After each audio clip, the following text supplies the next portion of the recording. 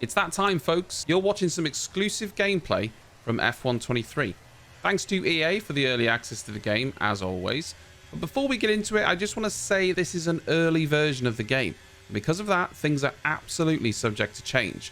We had a limited amount of tracks, and no, none of them were Las Vegas or Qatar. And the final car models are not all finished yet either. Some of them, such as the Mercedes, are just the base car model at the minute. I also just want to say that you're not seeing the full HUD on the screen, because unfortunately the HUD customization isn't in this build of the game, and I run an ultra wide, so I couldn't bring the HUD in from the outside of my screen, so you're actually only seeing what was on the middle of my screen. Apologies for that, it can't be helped. We also didn't have red flags in this build, so I can't show you exactly how that works. Now that all the housekeeping is done though, I wanted to talk about actual gameplay and how this game differs from F122. I'm going to talk about three main areas to begin with: traction, braking, and curbs. If you've played F122 to any degree, you'll know that traction is very difficult, especially when you're not using traction control. So much so that you have a fairly unrealistic situation where quick drivers and pro players are often taking corner exits in 4th or 5th because traction is that hard. Thankfully, F123 has improved this dramatically. All of the footage you're watching is with traction control off, and the comparison between F122 and 23 is night and day. Look at the difference in how you start a race with traction control off. F123 wants you to use more revs, and it's far more manageable in 1st and 2nd off the line. F122, however, is extremely difficult, and if you don't just get the right amount of revs, you will spin. I wasn't finding myself needing to use higher gears anywhere near as much, if at all. But that's not to say you can't spin the car with traction control off, because you can, but it's far, far better. One thing that has also changed though is braking. ABS is now incredibly powerful, at least in the build that I was playing. There is no downside to ABS in F122. It helps you to stop locking the brakes, but there isn't a big disadvantage in terms of braking zones. In F123, it's far easier to lock the brakes, or at least that's what I felt, with just a little bit too much force. And when you do, there's a lot of visible smoke as well. In fact, the brake bias defaults to 63 in F123, far more forward than the 55 in F122. If you put the brake bias too far rearward without ABS, so say near a 50 that you would use in F122, the rears will lock and you'll spin.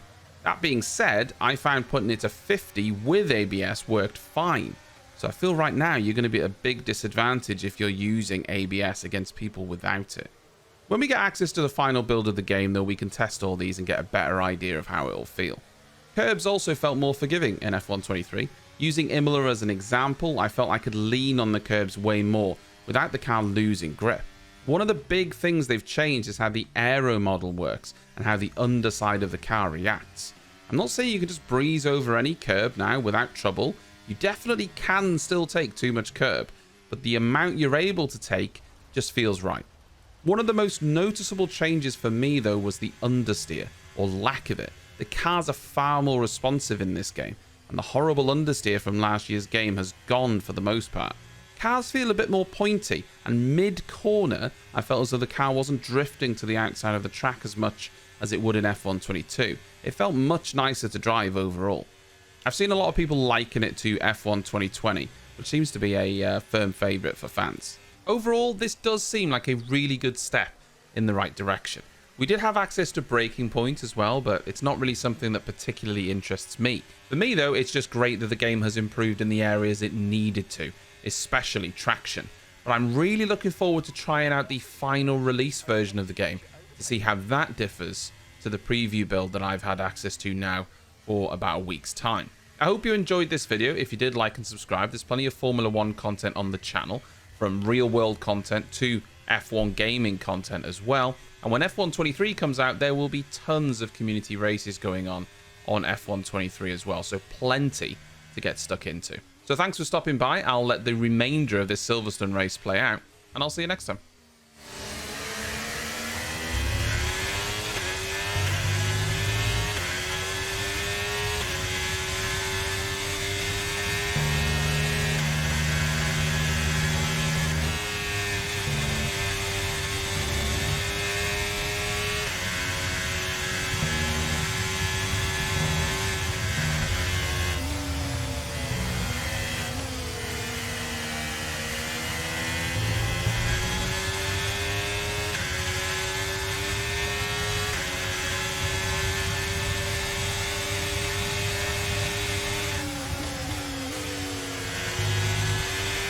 Nice move, good job.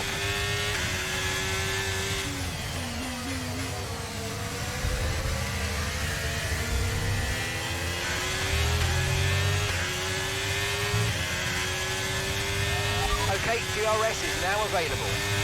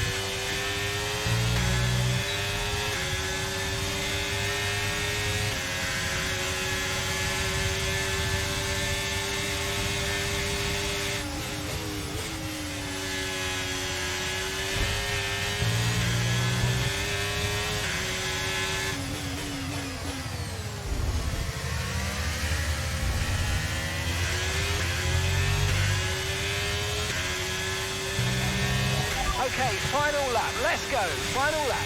Okay, so we're leading our teammate by 7.8 seconds.